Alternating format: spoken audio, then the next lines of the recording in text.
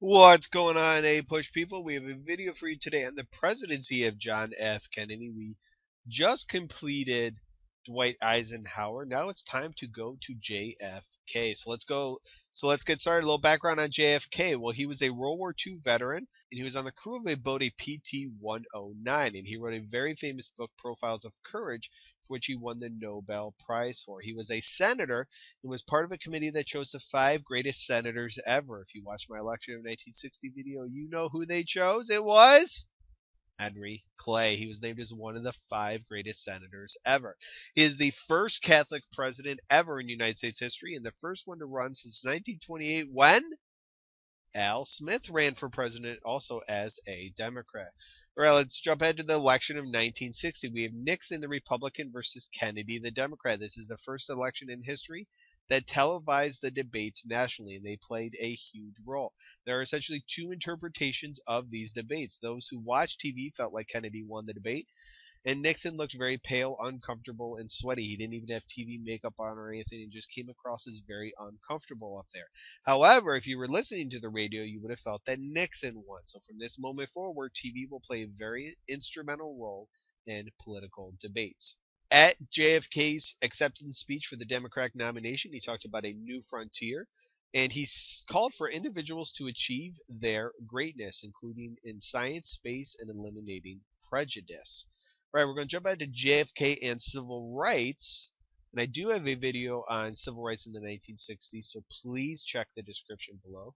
For most of JFK's first 2 years, he did little to nothing with civil rights. However, there were many things going on during his administration. So some key civil rights milestones under his presidency that you should be familiar with include the Freedom Riders, those individuals who traveled south, both black and white alike, usually college students who wanted to make sure that desegregation was occurring on interstate buses.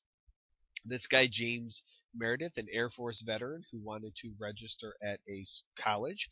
Martin Luther King is arrested for protests, and he writes his famous letter from a Birmingham jail. And also the famous March on Washington happens in 1963, which up to that time was the largest civil rights protest in history. In June 1963, this is where JFK really starts to get involved. JFK used the Alabama National Guard to enroll 2 black students at the University of Alabama. Governor George Wallace, you see him standing there in front of the door, symbolically stood there to refuse 2 black students to register at his alma mater, the University of Alabama. And JFK used the National Guard to enforce the 2 students to enroll at college. As a result of this, JFK proposes a civil rights bill. However, unfortunately, he is assassinated prior to its passage, but this becomes the Civil Rights Bill of 1964, which Lyndon B. Johnson signs into law. When we're talking about JFK, we have to understand his role in the Cold War, and there were several significant events that happened. First is his idea of flexible response. So keep in mind during Dwight Eisenhower, he had this idea of the new look military and the fact that the U.S. should build up its nuclear weapons and these massive plane bombers that would be used. Well, JFK criticized this and said that the Soviet Union actually gained an advantage in the missile gap. This turned out not really to be accurate, but he said it. So he developed a plan to find new ways of combating the Cold War. And one of these ways is the Bay of Pigs invasion, which we'll talk about in just a second. But before we do, let's focus on the space race. This guy here, Yuri Gagarin, on April 12th of 1961, that would have been Henry Clay's 184th birthday. Boom, I keep bringing this guy back. He became the first man in outer space. So the Soviet Union already had an edge with Sputnik, the first satellite into space. Now they have an edge with the first man into space. So shortly after, about a month and a half later, Kennedy gives a speech in which he pushes for a man on the moon by the end of the decade in 1969, and that does happen. The Berlin Wall is built under JFK's administration, and it's built because in a period of 12 years, from 1949 to 1961, 2.5 million East Germans fled the Soviet-controlled East Germany through West Berlin. So keep in mind, the city of Berlin is located in East Germany, which is controlled by the Soviet Union. However, Berlin is divided up, and West Berlin is controlled by the United States and some of its allies. So those Germans who are living in East Berlin don't like living under the Soviet Union, so they flee to West Berlin and then escape East Germany. So one way to stop this fleeing, the Soviets felt, was to build a wall. Hence, the Berlin Wall is built. And in August of 1961, the Soviets began construction of the Berlin Wall, which would remain up until 1989. And David Hasselhoff actually sings and dances on top of the wall when it comes down. It's insane. You should check it out. Just YouTube David Hasselhoff Berlin Wall. It's got this really crazy jean jacket that lights up, and he's singing. They love him over in Germany. All right, back to this. Bay of Pigs invasion. Here's a map of Cuba. There's the Bay of Pigs. The United States trained Cuban exiles in a hope to overthrow Castro. Remember, Fidel Castro is communist. So the plan was for the U.S. to train these Cubans and make it look like a Cuban revolution. This is a colossal failure.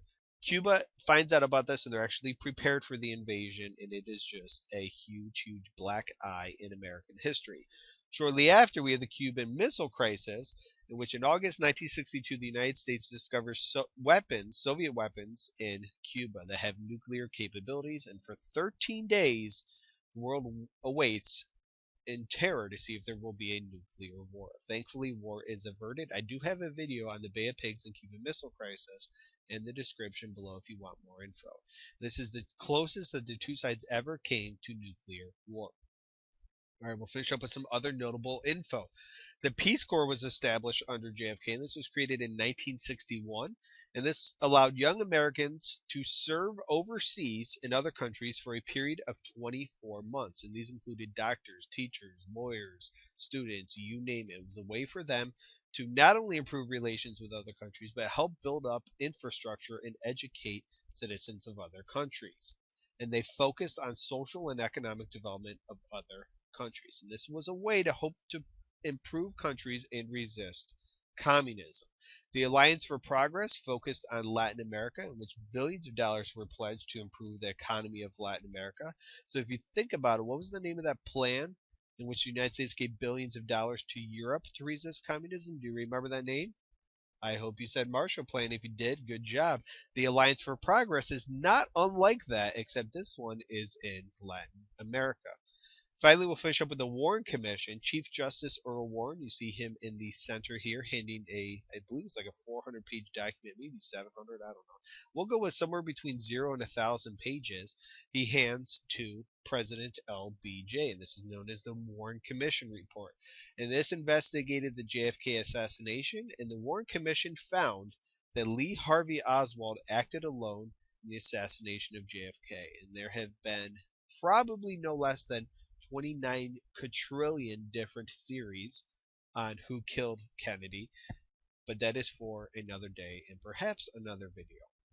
All right, thank you very much for watching. That's everything you need to know about the presidency of JFK. Please take a moment and subscribe to my channel if you have not already. If you found this video helpful, please hit the like button below and share this with anybody else who you think would find it helpful.